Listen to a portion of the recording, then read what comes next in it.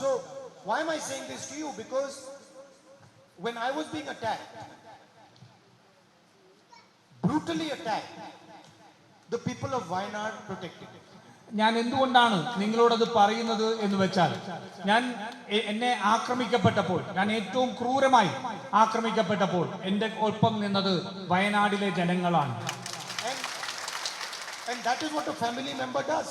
അതാണ് ഒരു കുടുംബാംഗം ചെയ്യുന്നത്. So you treated me in exactly the same way my sister or my mother would treat me.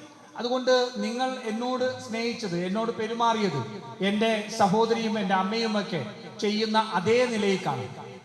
And by your behavior you created a bond with me. അതുകൊണ്ട് നിങ്ങൾ എന്നോട് പെരുമാറിയത് കൊണ്ട്, എങ്ങനെയാണോ പെരുമാറിയത് അതുകൊണ്ട് നമ്മൾ തമ്മിലുള്ള ഒരു ബന്ധം ഉണ്ടായി. So I have no choice but to treat you as family members. അതുകൊണ്ട് എനിക്ക് മറ്റു മാർഗമില്ല, ഞാൻ നിങ്ങളെ ഒരു കുടുംബാംഗം പോലെ നിങ്ങളെ പരിഗണിക്കുക മാത്രമേ എനിക്ക് മാർഗമുള്ളൂ. Because you could have very well said to me that no, we are not going to protect this land. അതുകൊണ്ട് നിങ്ങൾക്ക് വേണമെങ്കിൽ എന്നോട് പറയാമായിരുന്നു, ഇല്ല ഞാൻ നിങ്ങളെ സംരക്ഷിക്കുന്നില്ല എന്ന് നിങ്ങൾക്ക് എന്നോട് വേണമെങ്കിൽ പറയാമായിരുന്നു. But you didn't. You said this man is being unfairly treated and we are going to protect him.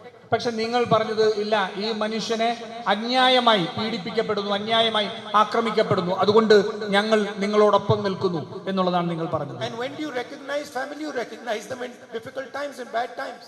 അതുകൊണ്ട് നിങ്ങൾ ഒരു കുടുംബത്തെ നിങ്ങൾ മനസ്സിലാക്കുന്നത്, നിങ്ങൾ അവരുടെ ഏറ്റവും കഷ്ടതയുള്ള സമയത്ത്, ഏറ്റവും ബുദ്ധിമുട്ടുള്ള സമയത്ത് അവരോടൊപ്പം നിൽക്കുന്നത് കൊണ്ടാണ്. So this is something that I will never forget my whole life.